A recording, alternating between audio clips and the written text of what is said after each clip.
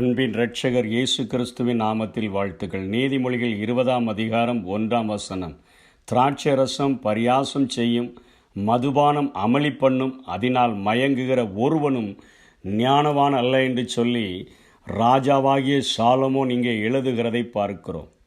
இன்றைக்கு திராட்சை ரசம் என்றாலே நாம் ஒயின் என்று சொல்லி நினைக்கிறோம். வேதத்திலே தீமை செய்தலை விட்டுவிடுங்கள், நன்மை செய்ய படியுங்கள் என்று வேதம் நமக்கு போதிக்கிறதே.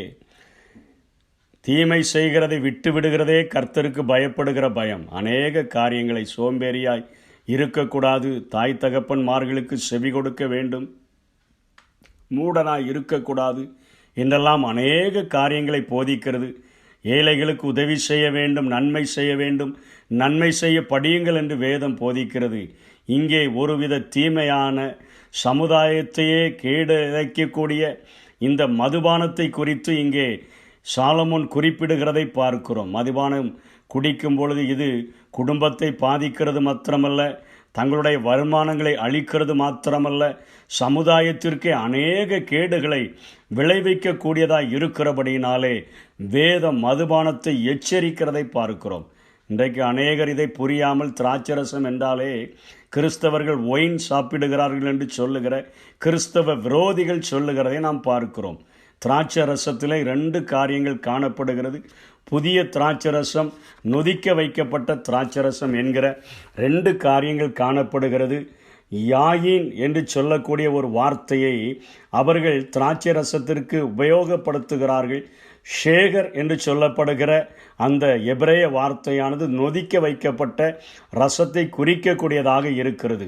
அப்படி நொதிக்க வைக்கப்பட்ட ரசமானது நொதித்தலின் மூலமாக திராட்சை ரசத்தில் உள்ள சர்க்கரையானது மதுபானமாகவும் கார்பன் டை ஆக்சைடாகவும் மாறிவிடுகிற அந்த மதுபானமாய் மாற்றப்பட்ட திராட்சை ரசத்தை குடிக்கக்கூடாது என்பதிலே வேதம் அத்தனை எச்சரிக்கையாக குறிப்பிடுகிறதை நாம் பார்க்கிறோம்.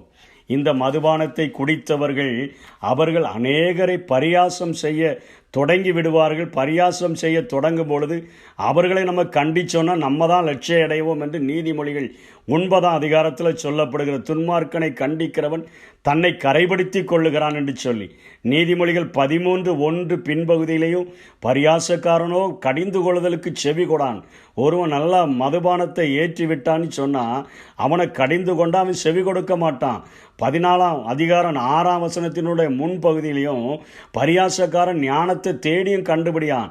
15 அதிகாரத்திலையும் சொல்கிறார், பரியாசக்காரன் தன்னை கடிந்து கொள்ளுகிறவனை நேசியான் என்று சொல்லுகிறார்.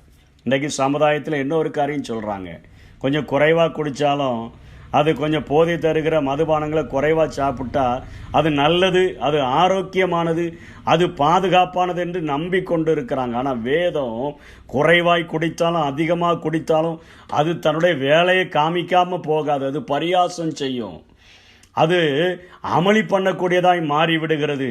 அதனால் மயங்குகிற ஒருவனும் ஞானவான் அல்ல.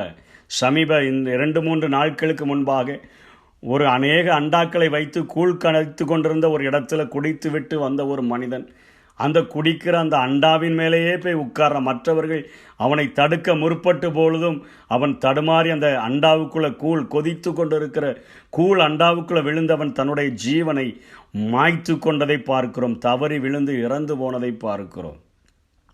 நீதிமொழிகள் 23 அதிகாரத்தில் 21-35 வரையிலும் அந்த மதுபானத்தை அருந்துகிறவர்கள், போதை ஏற்றப்பட்ட திராட்சை ரசத்தை குடிக்கிறவர்கள் எப்படிப்பட்ட நிலைமைக்கு தள்ளப்படுகிறார்கள் என்று சொல்லி ஐயோ என்று சொல்லி சாலமோன் சொல்லுகிறார். யாருக்கு வேதனை, யாருக்கு துக்கம், யாருக்கு சண்டைகள், யாருக்கு புலம்பல், யாருக்கு காரணமில்லாத காயங்கள்.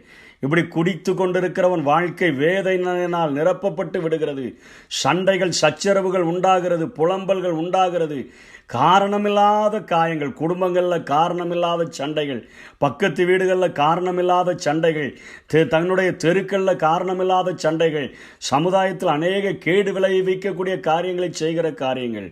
அது மதுபானம் இருக்கும் இடத்துல தங்கி தரிப்பவர்களும் கலப்புள்ள சாராயத்தை நாடுகிறவருடைய வாழ்க்கையும் இப்படி கேடடைந்து விடுகிறது என்பதை அங்கே சாலமோன் குறிப்பிடுகிறதை பார்க்கிறோம்.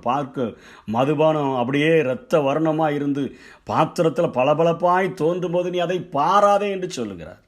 அது மெதுவாக இறங்கும், அது முடிவில் அது பாம்பை போல கடிக்கும், விரியன் பாம்பை போல உன் வாழ்க்கையை தீண்டிவிடும் என்று சொல்லுகிறார்.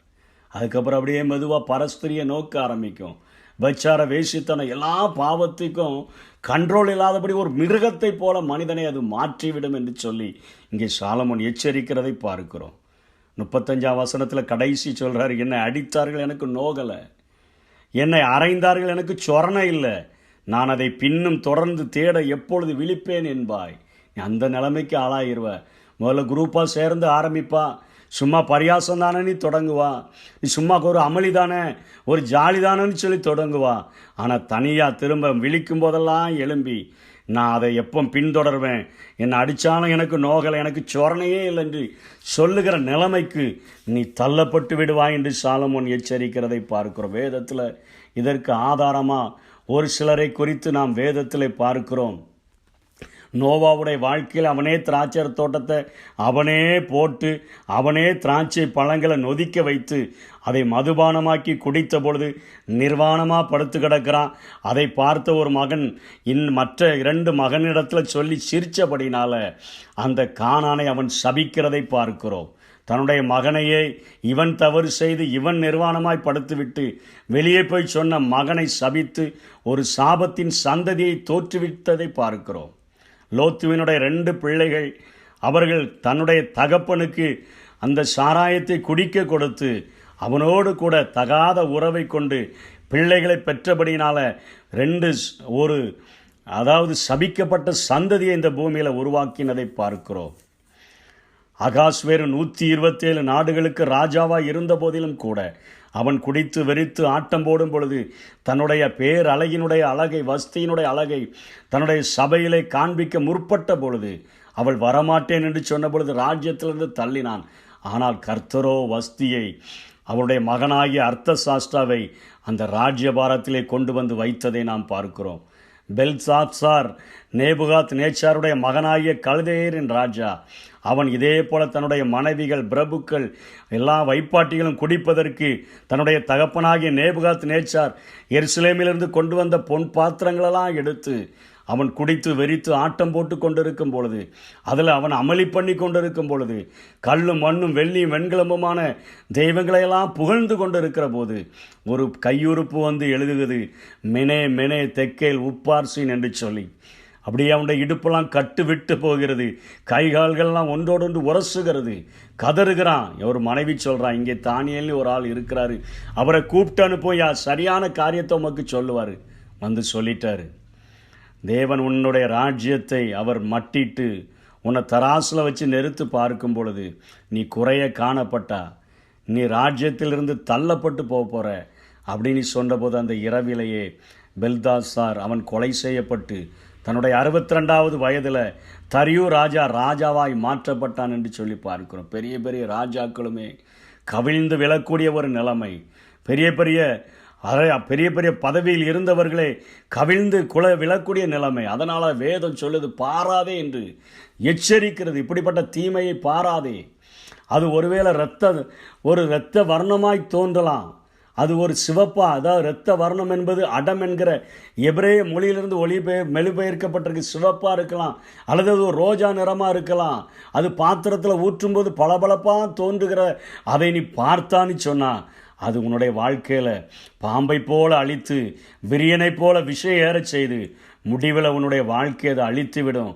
சாத்தானின் தன்மைகள் எல்லாவற்றையும் உனக்குள்ள கொண்டு வந்து தேவனுக்கென்று செய்ய வேண்டிய நீதியான காரியங்களை செய்ய முடியாதபடி உன்னுடைய வாழ்க்கையை முற்றிலுமாய் நாசமாக்கி விடும் என்று சொல்லி அங்கே சாலமோன் எச்சரிக்கிறதை பார்க்கிறோம். நன்மை செய்ய படியுங்கள் என்று சொல்லுகிற வேதம் தீமை செய்தலை விட்டுவிட வேண்டும் என்று எச்சரிக்கிறதை பார்க்கிறோம். கடைபிடிப்போம், கர்த்தருடைய ஆசீர்வாதங்களை பெற்றுக்கொள்வோம். கர்த்தர் தாமே நம்மை ஆசீர்வதிப்பாராக. ஆமென்.